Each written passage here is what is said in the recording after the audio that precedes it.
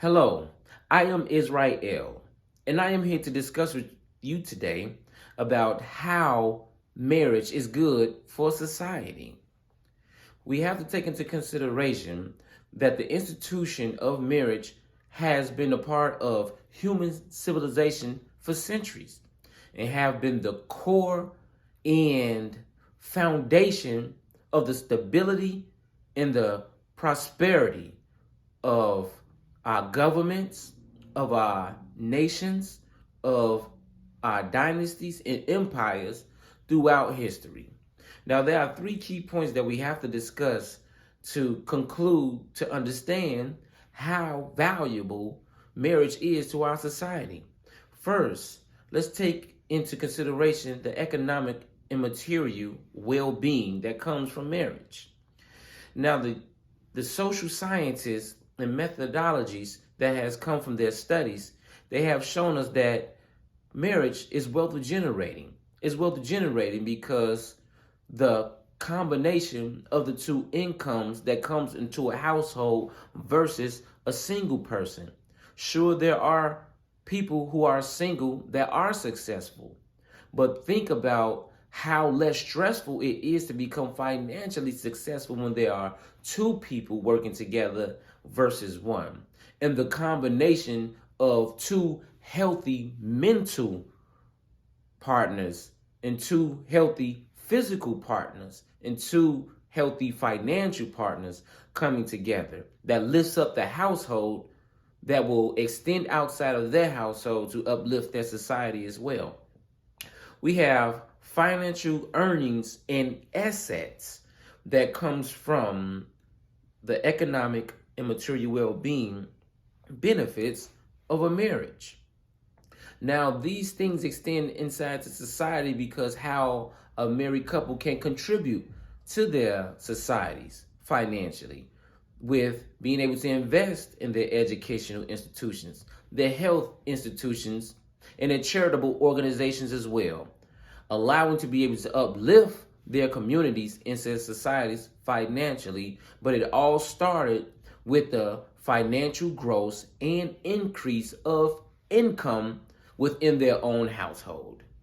Now, we have to move forward to the children's well-being that comes with the benefits of marriage that extends to the goodness of our societies. Now, the United States Conference of Catholic Bishops has come to the conclusion through great analyzation that marriage and the institution of it is the greatest educators to our children.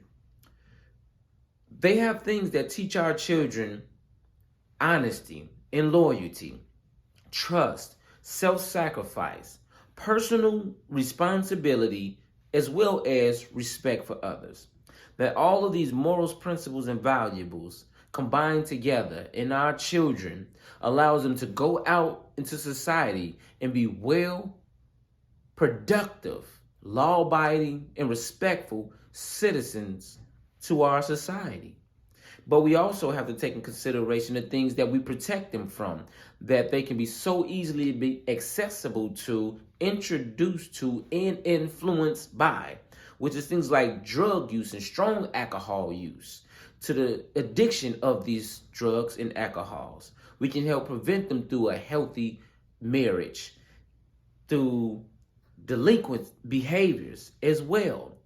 All of these morals and principles and values will give them a sense of knowledge and intellectual understanding to stay away from delinquent environments, delinquent crowds that will lead them to contributing delinquent behaviors to our society.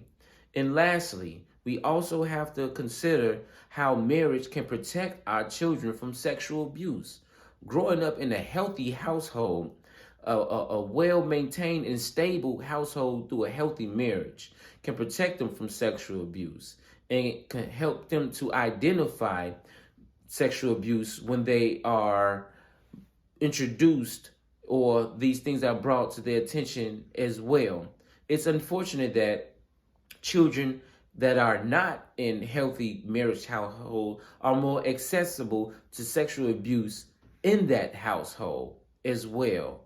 And going back to our first statement in economics, they are also more welcome to poverty when they're outside of a strong and healthy marriage. Now, lastly, to conclude, we have to consider the adult's psychological and physical well being as well. Just to know that somebody is on your side to protect you, to provide for you, and to support you in your life takes a burden off your load mentally and psychologically. It takes away a lot of stress knowing that you have somebody there to support you when you're not emotionally intact. That type of security will give you the mental well-being and health that you need to be not only just a great parent in your household, but also a great person to society once you step out your household. And we also have to consider the benefit that you are better off in your life when it comes to the marriage and physical and mental well-being, because financially, going back to that first point, you can care for one another when it comes to health. The benefits of health that comes from the increase of the double incomes, that comes from the increased double benefits in health benefits that comes from your job occupations that you can share with one another. A healthy mother and a healthy father, a healthy wife and a healthy husband can be very, very beneficial to the child and to that home. Physical health and mental health. And a healthy physical marriage extends out into the community. They can be more active in the community. They can invest their time in the community more because they're physically healthy as well as psychologically healthy through what comes through a secure, a safe, a stable marriage. Now, I thank you all for your time. And this is why, through the Institution of Family Studies says that a virtuous family makes a virtuous society. And a virtuous society starts with a virtuous family that comes from marriage. Thank you once again. I am Israel Azaya, and this is why marriage and how marriage has been good to society and is good for society. Thank you.